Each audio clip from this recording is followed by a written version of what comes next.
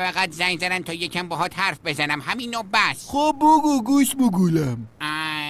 بگو چه خبر؟ سلامتی. قلممونو آماده کنیم. شاید بهتر باشه با یه کوچولو شروع کنیم.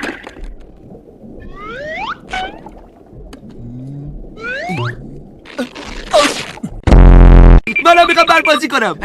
خب اول باید گول برفی درست کنیم. گل برف.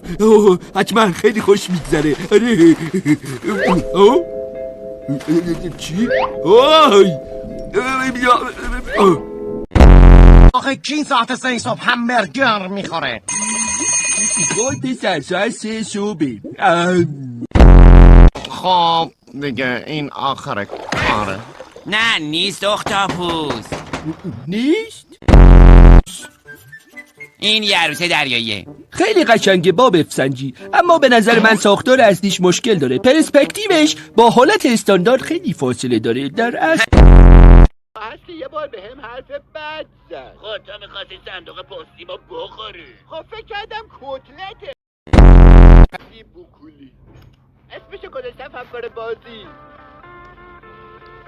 دیدی چنگنه خوبه.